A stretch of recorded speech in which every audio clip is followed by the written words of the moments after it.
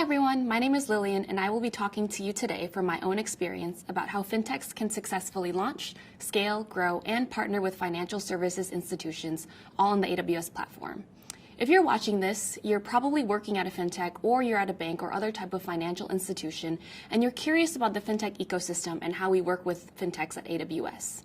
In this session, I'll be going over programs, resources, and tools available to fintechs through AWS to run a successful business. Hopefully, you'll come out of this session with a better idea of what an engagement between a fintech and an AWS actually looks like end-to-end, and why fintechs are choosing to partner with AWS. What I'm going to do today is I'm going to walk you through a very typical story of a fintech engagement from the very first time that we meet the founders of a fintech company and all through the different touch points and teams that are involved with AWS to help them launch their first customer, grow and scale throughout the region and globally. And lastly, we'll touch on some of the go-to-market channels that they have through AWS. More importantly, hopefully you'll glean why fintechs globally today are choosing AWS. A little bit about myself before we start. I've been with AWS for almost 5 years, the last 3.5 years specifically with fintech. Basically from 2016 when MAS came out and announced on the big screen that they had no problems with cloud usage. And that's when we saw a huge increase in requests from fintech companies who wanted to work with AWS. I spearheaded the initiative to work with those fintechs and have been leading the initiative ever since, working with customers like Singapore Life, Stashaway, and more. And in fact, there's a bunch of fintech customers in Singapore and across the region that have chosen AWS as their platform partner of choice. Global startups like Stripe, for example, digital banking players like Monzo in the UK, regional insurtech players like Singapore Life and Sunday Insurance and PolicyPal, and other regional players that cut across all subcategories of fintech, including iStocks, an MAS-regulated security token exchange, SingX and Tunes for remittance, Stashaway and WeInvest for digital asset management, credit and risk assessment players like Shield and FinAxle, and so much more. Later in the session, we're also going to hear about how one of my long-term customers who I worked with since their inception, CCR Manager or Credit and Capital Risk Manager, have been working with me and the rest of the AWS team. Some of these fintechs that you saw just now, like WeInvest, Canopy, and SingLife, actually presented in some of our other sessions. These sessions will help you to deep dive into the technical aspects of running your fintech business on AWS with regards to security and scaling best practices. With me, you'll focus on a more holistic AWS engagement. So let's get started with our first section. I'm going to introduce you to a typical pair of fintech founders and how their journey began into the fintech space. So meet Joe Biz.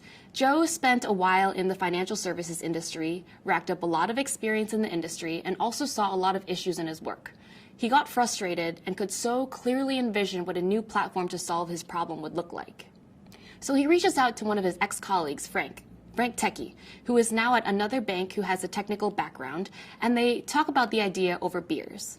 They decide to formalize the idea, create a pitch deck, and officially raise money from a select group of angel investors who understand the challenge and see the potential in capitalizing on an innovative platform that could solve it. Together, Joe and Frank sit down and decide what their product MVP looks like, and they're ready to go build. Now, each of the co-founders breaks out into 2 work streams that they'll own because that's what they're best at.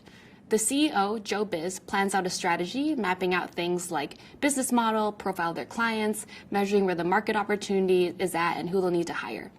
The CTO will start looking at what the tech stack will be like and what parts of their build they're going to outsource and how they're going to manage their data. All of these questions will get them thinking about where the foundation of their platform will sit. So once a fintech hits this stage where they're just about starting to build out their MVP, they should be not just thinking about what platform to be building it out from a technology standpoint, but from an overall ecosystem availability and business perspective. It's all about having a long-term view of your business. If Joe and Frank are only thinking about the cheapest way that they can set up their MVP, they're going to have a lot of issues later on down the road with growth. They might have something that's workable for a demo, but right from when they start talking to their first banking client, they're going to run into a lot of issues answering questions about security and compliance. They're going to take a lot of time to launch their first client because they haven't automated any of their development tools, and they're not going to have a lot of bandwidth or the tooling available to them to look into things like user analytics or expanding into new markets later on down the road. So what Joe and Frank need to do is they need to make sure that they're partnering with a provider who can cover them for things like support as a startup, breadth and depth of services to help them innovate when they're expanding their product features and trying to do things like business insights, for example, security and compliance and being able to demonstrate that to regulators and potential clients, and a global presence, either technically and from a go-to-market perspective. And guess what? AWS checks all of those boxes.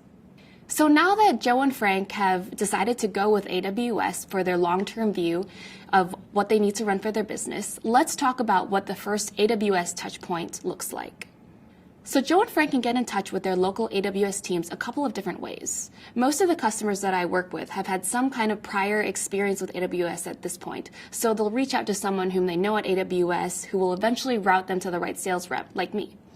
If you're working with a VC or an accelerator or an incubator, most likely the team there will be working with the AWS team already handling a program called Activate. Lastly, if you sign up for any of our webinars, workshops, or other marketing events like this virtual summit, then the marketing response team will give you guys a call and put you in touch with someone on the sales team. Once we're in touch, we're going to try our hardest to understand Joe and Frank's business.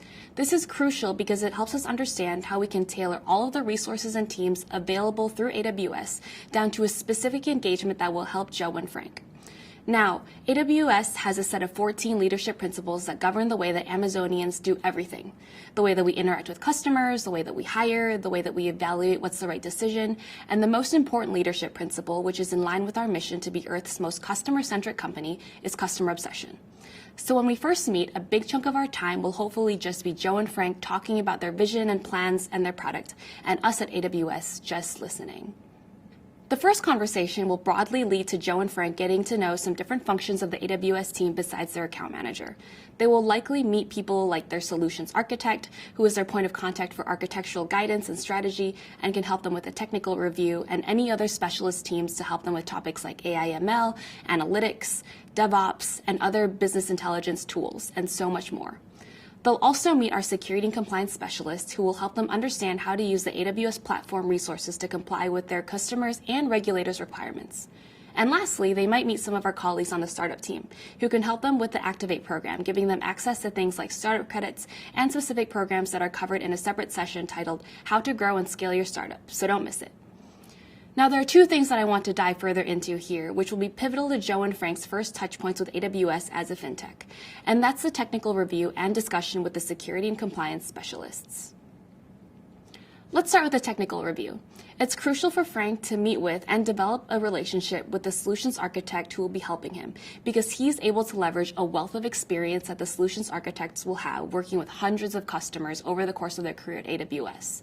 Besides the wealth of experience that they can draw on, a solutions architect has a few other tools in their toolkit to help them with customer engagements.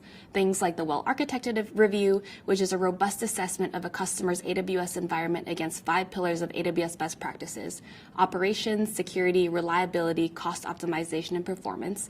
And there, they'll evaluate where the customer is at versus what the AWS best practice is. The essay will also help customers to define a gap mitigation plan and give guidance on what degree of adherence to best practices is needed depending on what the customer is trying to achieve. This makes most sense to do when you have about 80% of the product and AWS environment built, so we would most likely complete this exercise close to just before launch. And this is an iterative process, so after running a session, we would probably revisit it in about 6 months to see which gaps have been closed and where there's still more work to be done. Another point is that the same way that account managers like myself act as load balancers for the rest of the AWS team and resources to help customers achieve their goals, solutions architects do the same from a technical specialist standpoint.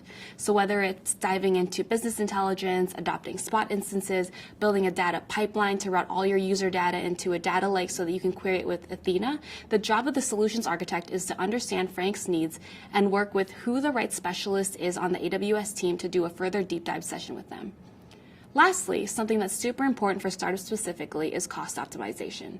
AWS has a very long-term view of how we want to work with customers, and we believe that whatever costs we take off of AWS bill today, Joe and Frank can reinvest to growing their business, and they will continue working with AWS for longer. So one thing that SAs help with a lot is ensuring that a customer's AWS environment is cost optimized, meaning that they haven't over-provisioned servers, forgotten to spin down resources that they're not using anymore, and we can also help to identify the right commercial model like savings plans or reserved instances, which are very easy ways to cut 30 to 70% off your AWS bill. The other touch point that I wanted to dive into was the engagement with our security and compliance specialists. Now, this is super important because our security and compliance specialists not only work with enterprises and most of the time financial institutions with high security standards, but they also spend about 30% of their time directly with regulators in the region.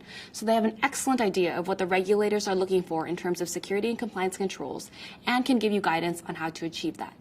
Now, Joe and Frank would be interested in this because they're either selling to financial institutions, in which case they need to demonstrate or prove that the way that they do identity and access management, data privacy, detective controls, and incident response are all in line with what the FIs are expecting.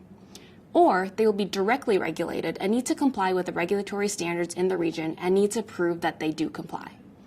Now, doing security and compliance in the cloud versus how companies do it traditionally on-prem is quite different. So I'll walk you through a few new concepts and frameworks that will help Joe and Frank navigate doing security and compliance in the cloud, which is important for fintechs to know. The first concept I want to go over is the AWS shared responsibility model when it comes to security. What it means is that AWS looks after the security of the cloud, and customers like Joe and Frank looked after their security in the cloud. AWS responsibility, or security of the cloud, means that AWS is responsible for protecting the infrastructure that runs all of our services offered in the AWS cloud. This infrastructure is composed of hardware, software, networking, and facilities that run AWS services. Now, the customer's responsibility, or security in the cloud, means that customers like Joe and Frank will be responsible for AWS cloud services that they actually select. This determines the amount of configuration work that Frank needs to perform as a part of their security responsibilities. For example, services like Amazon Elastic Compute Cloud or Amazon EC2, Amazon Virtual Private Cloud or Amazon VPC, and Amazon S3 are categorized as infrastructure as a service, and as such require Frank to perform all the necessary security configuration and management tasks. If Frank deploys an Amazon EC2 instance, he is responsible for management of the guest operating system, including updates and security patches, and application software or utilities installed by the customer on the instances, and the configuration of the AWS-provided firewall called Security Group on each instance. Now I'll go over some tools that Joe and Frank can use to demonstrate that they've done their due diligence on AWS's security of the cloud and how AWS experts and services can support them with security in the cloud. So this slide here demonstrates what we call security of the cloud. This is AWS owned. Our entire organization is built on security as job zero, and it's demonstrated here. What this means is that we have 50+ compliance programs where we have third-party independent auditors come in and verify through tested evidence that we have these controls in place that we say we do in order to achieve these certificates. So if you trust any of these organizations like SOC, ISO, PCI, and Singapore-specific certifications like OSPAR, what this means is that regulated entities can rely on the attestation of third parties.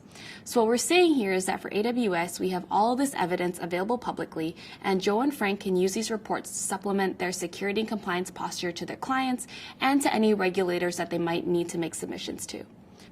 So Joe and Frank inherit the latest security controls operated by AWS, strengthening their own compliance and certification programs, while also receiving access to tools they can use to reduce their cost and time to run their own specific security assurance requirements.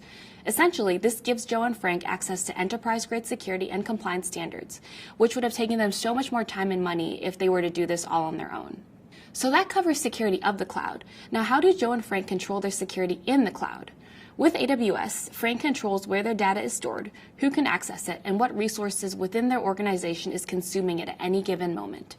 Fine-grained identity and access controls through AWS Identity and Access Management, or IAM, combined with continuous monitoring for near real-time security information through Amazon Guard Duty, ensures that the right resources have the right access at all times, wherever Frank's information is stored. Joe and Frank can reduce risk as they scale by using their security automation and activity monitoring services to detect suspicious security events like configuration changes across their entire ecosystem. And we're vigilant about our customers' privacy. Because Joe and Frank care deeply about data security, we have a world-class team of security experts monitoring our systems 24/7 to protect their content. We provide tools that allow Joe and Frank to easily encrypt their data in transit and at rest to help ensure that only authorized users can access it, using our keys managed by AWS Key Management System, KMS, or managing their own encryption keys with Cloud HSM using FIPS 142 Level 3 validated HSMs. The design of our global infrastructure allows Frank to retain complete control over the regions in which their data is physically located, helping him to meet data residency requirements. So that's a very dense block of information that we'll go through as the first few touch points between us and Joe and Frank. Now, in parallel to these conversations with AWS, Joe has been lining up a few clients who have been eagerly awaiting for their launch date. And now that they've built their environment on AWS with help from their SA, they understand how AWS does security and compliance and what tools and security controls to layer on top of their usage of AWS. Their product is built and ready to onboard clients. The next step here is for Joe and Frank to succinctly and confidently articulate how they built their platform to hold up to the security standards that banks have to comply with that are defined by the in-country regulator. This boils down to two things: the security of the AWS platform and the security of the application that Joe and Frank have built on AWS. In addition to relying on AWS third-party audit certificates that we went over previously to demonstrate the compliance of AWS infrastructure with international standards, Frank will need to demonstrate the security of the platform that they've built on AWS. At this point, Frank might decide to use AWS Config, which enables him to assess, audit, and evaluate the configurations of their AWS resources, and continuously monitor and record his AWS resource configurations, and allows him to automate the evaluation of recorded configurations against desired configurations. Essentially, he can create a real-time compliance dashboard to show his future clients and regulators. In addition to this, Frank might decide to follow the footsteps of many other entities that we work with and build a document that outlines their security and compliance posturing, including all the controls that they have around access management, data encryption, governance, and incident management. If they still run into issues regarding whether or not AWS is safe for their data, Frank can lean on AWS security and compliance experts to come in and help the banks understand why a lot of financial institutions already run on AWS. Now that Joe and Frank have gotten their first few customers on board with the help of AWS, they're looking to scale their company regionally and globally. There's a few things that they might think about. Firstly, platform scalability. How are they going to continue onboarding more clients while reducing the overhead operational cost of setup per client? Second, costs. As they reduce operational costs, how do they continue to lower their unit price of AWS services and save on their bill? And lastly, how do they use programs like AWS Partner Network as a go-to-market channel? Each of these topics we could actually break out and do an hour-long session in depth on, but I'm just going to give you a quick high-level intro so you understand how they work in tandem. Let's touch on some of these things. After Joe and Frank onboard about 4 to 5 more clients, they're probably now looking for a more scalable way to grow. They've been talking to a few clients, and each of the clients have asked for some tweaks and customizations that have delayed their product feature roadmap, and they have slowed down their pipeline of clients who are waiting to be onboarded. Joe and Frank can be more scalable by building out a SaaS version of their product, which is a multi-tenanted platform that is centrally managed by them and is available to their clients through a subscription or pay-per-use basis. You can also think of this as a shift in customer experience where their clients can self-service a solution, automatically deploy, and not have to manage any infrastructure. This helps them address the long tail of potential clients in the market who have less requirements for customization and can save costs on implementation. And this is a shift that we're rapidly seeing, which comes from end-user demand. Joe and Frank's clients want to adopt a SaaS model because they're frictionless onboarding, easy activation, you don't have to do configuration, and you only pay for what you use. And while it's not only business model available on SaaS, it is a very popular one. SaaS deployments also allow Joe and Frank to very rapidly roll out new features they've developed on AWS to their end clients immediately, rather than waiting for half-year or 1 year or more release cycles, while still needing to maintain compatibility with older versions of their product. This allows Joe and Frank to be much more attuned and responsive to the market and give their clients what they want more quickly. And finally, because their clients can do all of these things so easily, it simplifies IT management. And we have a lot of experts in programs like TechShift or SaaS Factory, which we run in region and in country that can help customers take their single tenanted deployments and with our support, turn them into SaaS solutions. Next, I want to talk about costs. If Joe and Frank have about 4 to 5 clients on board, at this point they've invested a lot in hiring, development, and product, and it's time to raise their next round of funding. To look as attractive as possible to VCs and other potential investors, they're going to want to keep their cash burn low. One of the things that can help them do this is to look at different ways to trim some fat off of their AWS bill. So cost optimization is a very deep topic that can encompass things like monitoring and financial management, but I want to focus purely on 4 simple ways that Joe and Frank can quickly cut down costs of their AWS bill. The first is right sizing. By checking Amazon CloudWatch, Frank can look at key parameters like CPU utilization to determine whether the virtual machines or instances that his engineers choose were the right size. If the utilization is quite low and hasn't experienced any major spikes, Frank can safely downsize his instances and cut the cost of that VM by half.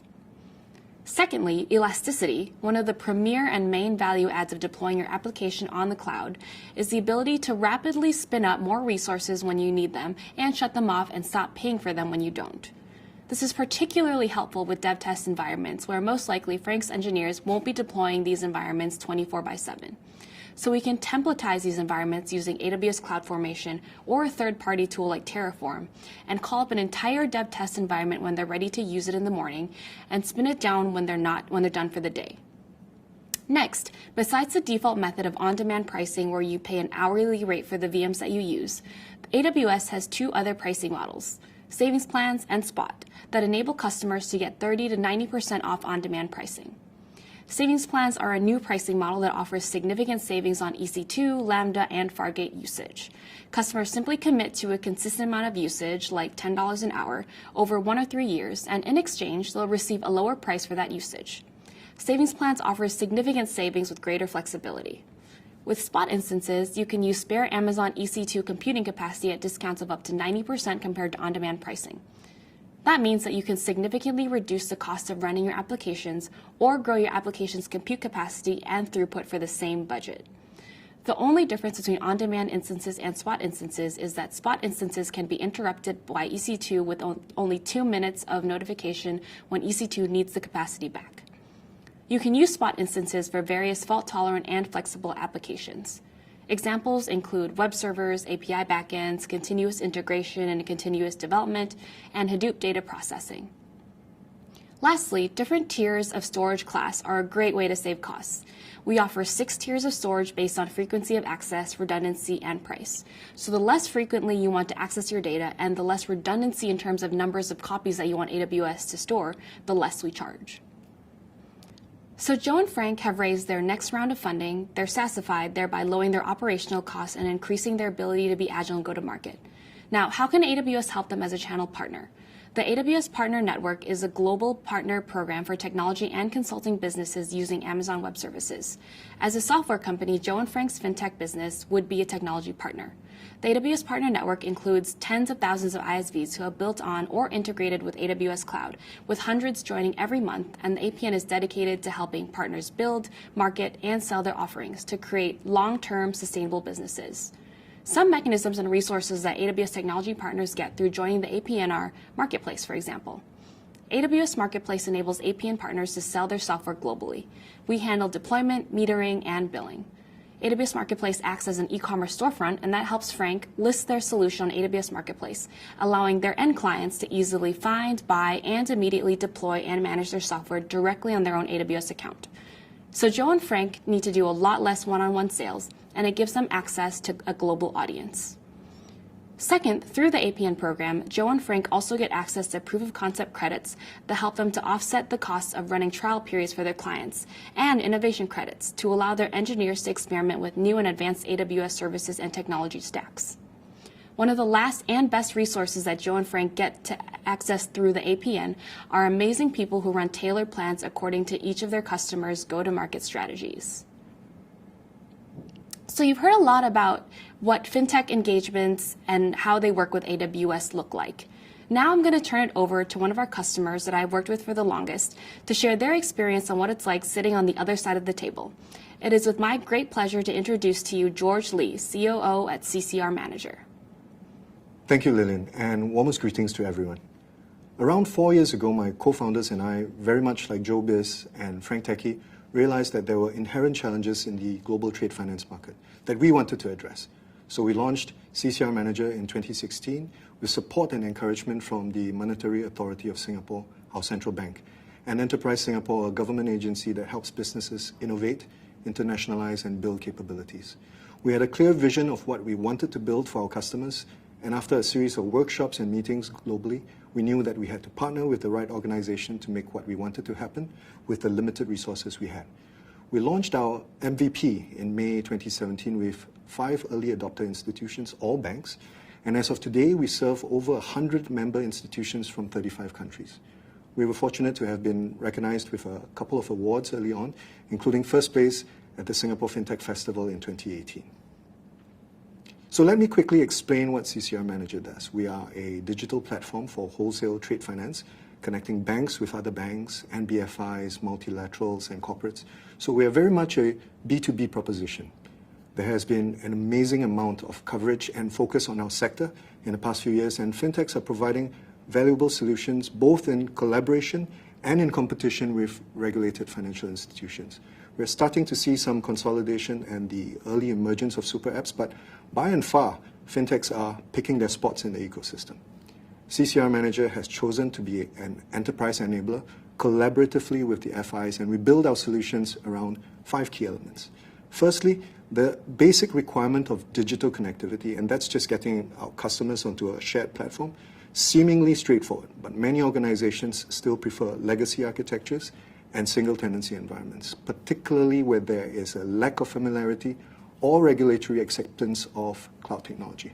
Once we've herded the cats onto CCR Manager, we provide our users with improved access to global trade finance markets, and this increases financing opportunities and lowers costs. We also contribute to some degree of global standardization of workflows, processes, and terminologies, especially important for international trade finance, and improves the scalability of activities for our customers, essentially getting everyone onto the same page. And of course, periodically, the trade finance industry gets hit by losses that are fundamentally caused by a failure of governance and compliance. And of course, we design with compliance in mind. Finally, as a community of users on CCR Manager, there is improved data visibility of the global markets and prices. Aggregated data previously not available, at least not on demand, would now be available to our customers. We provide all these through a web-based application on AWS, of course, and help our members discover each other and execute deals. AWS has been very integral to our progress so far, almost from the get-go. Even whilst in MVP design stage, we have been able to tap into the expertise of AWS solution architects. As a testament to AWS's customer focus, they had no idea we would succeed, and we are clearly not a unicorn yet, but we received tangible support even when we were just an idea. Along with that comes a playbook. The AWS well-architected framework is quite detailed, prescriptive. It's not just a conceptual white paper, and this has helped us architect and build CCR Manager as a robust, secure, and most importantly, a cost-optimized SaaS platform. As I alluded to earlier, getting organizations onto our platform often takes up the bulk of our resource. Once business has been convinced of our value proposition, we still have the armies of operations, legal, IT security, risk, audit, compliance to work with. An enterprise onboarding process can take up to 18 months. So this is another area where AWS comes in. They are well-versed with regulatory compliance matters and are pretty much a part of the CCR Manager team during audit and customer due diligence. With support from AWS, compliance is not only achieved in terms of technical solutions, but also an end-to-end process, governance, and enterprise agreements. CCR Manager has now completed 2 years of regulatory audit reviews and numerous due diligence processes by our customers, and we continue to be the only trade finance platform audited under the OSPA guidelines in Singapore. AWS themselves are OSPA certified, so it helps that they know what is entailed at an actual operational level. I guess the point is that compliance is front and center for AWS. They dedicate resources to ensure compliance and have contributed immeasurably to our ability to onboard financial institutions. Finally, we have found particularly valuable the ability to tap onto the large AWS partner ecosystem, allows us to find suitable service providers with the right skills and experience to supplement our capabilities. This allows us to focus on our core business. I'd like to think of AWS as a force multiplier for CCR Manager, supplementing our skills, capabilities, and networks. And of course, just like this opportunity to share with you at AWS Summit, we have been most privileged and thankful for the increased marketing and networking opportunities that AWS has made available to us. To connect with other like-minded and passionate individuals and organizations always helps us to set the bar higher. Thank you all. Stay safe and stay healthy. Thanks, George. All right, guys, hopefully that was most of what you needed to know about how we work with fintechs here at AWS. We covered everything from saying hello and what to expect as a fintech having a first conversation, all the way to the help that we give fintechs to onboard to AWS with security and compliance, and how we can help them onboard their first clients, all the way to scaling out globally. Before I let you guys go, I want to leave you with some super helpful resources that you can just quickly Google that will step you through some of what I just covered over the last 30 minutes. AWS Artifact is where you can download all of the compliance reports we went over. AWS Compliance Center explains how AWS is able to help customers meet those same standards. And the white paper gets really detailed on what fintechs and regulated entities need to do to meet Singapore regulatory requirements. And lastly, when fintechs are looking at expanding globally, they can have a look at Atlas, which gives them a reference to regulatory climate across the globe. Thanks again for your time. I really appreciate it. Hope you enjoy the rest of your virtual summit experience, and please reach out to me if you have any thoughts, questions, or feedback.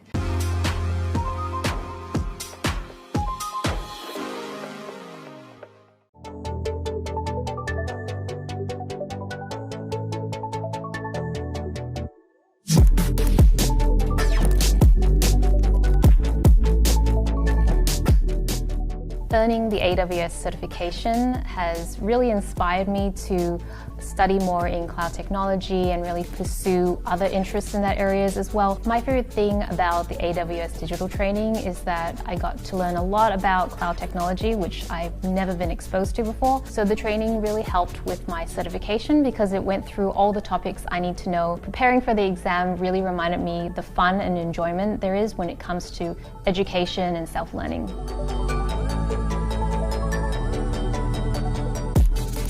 Internally, we're thinking about career pathways a lot.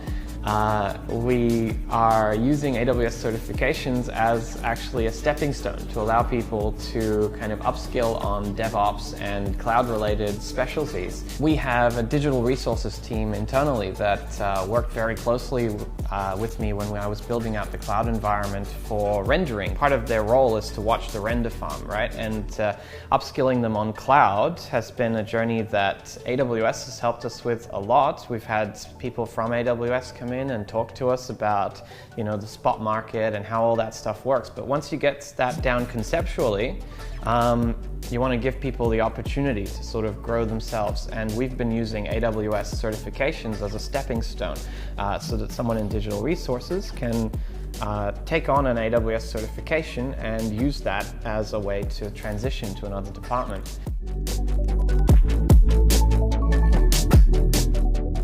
The staff that returned from the systems operation training were excited, more inquisitive, asked more questions, and started to experiment more on the AWS platform. That's helping our innovation and our drive for cost optimization.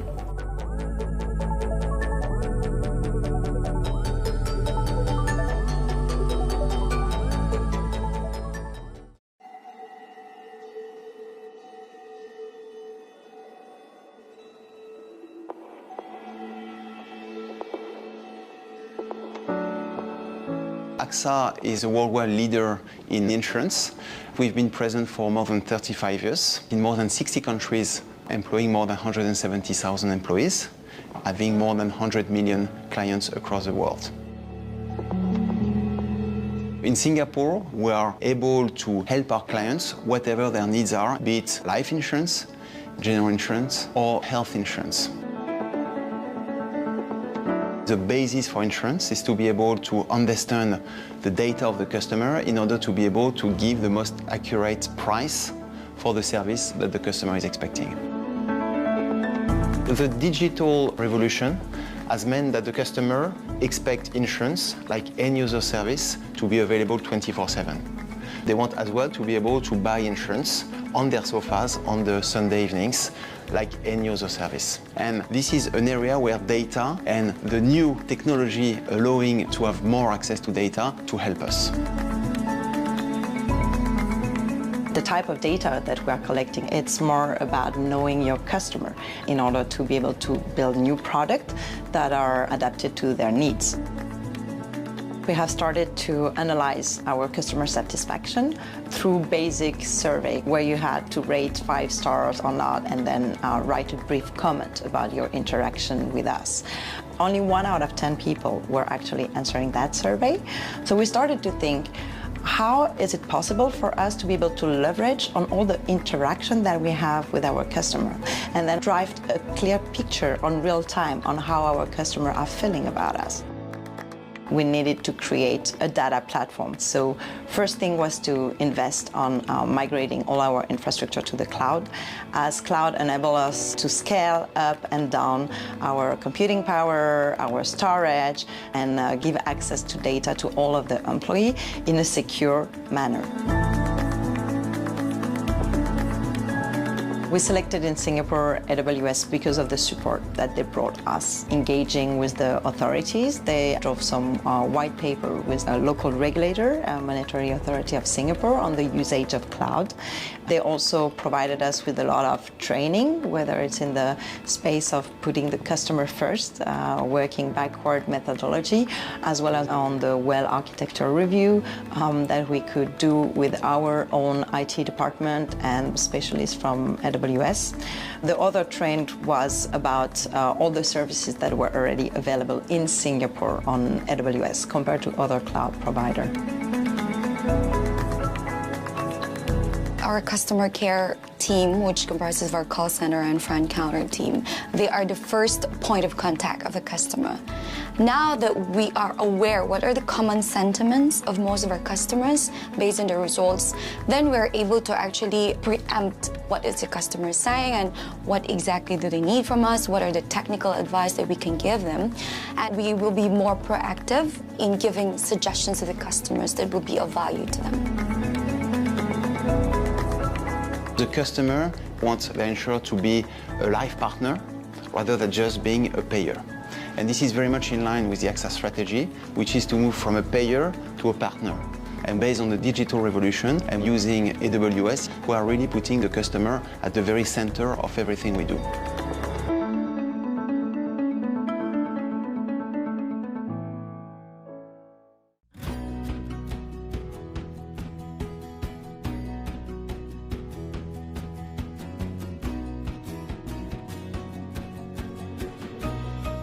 My name is Celia. Hi, I'm Priya. 안녕하세요. 저는 미레이라고 합니다. My name is Lillian and I work for Amazon Web Services. Solution Architect PMO Yuriko desu. I'm Stephanie Zeno. I grew up in upstate New York. I'm originally from the UK. 我是在中国长大的。子供の頃から探求心が強く、今も新しいものを知るのが大好きです。I was always that child asking far too many questions. 私は4カ国語を話せます。いろんな人と話しながら、みんながどういう考えをしているのかを探すのが大好きです。I joined Amazon Web Services because I wanted to be a part of a very dynamic and fast-changing work environment. You're constantly being challenged by your peers. If you have an idea, you're really able to experiment and try new things. AWS is really committed to making sure that there is equal opportunity for everybody. We know that diverse teams thrive. We really value difference of opinion, and that really underpins what we do here at AWS. The culture at AWS has been really conducive to fostering an environment where I feel like my team and my colleagues are investing in me and investing in my career. If I have a problem, all I need to do is put up my hand, and I know everybody will rally around me. I'm powering tech because I get to build world-class teams. みんながどういう思いで今の会社を選んでいて、どういう思いで今の職場で働いているのかを確認したりするのが楽しみとなっています。I'm a builder at Amazon Web Services because I get to work with a huge variety of colleagues from all over the world.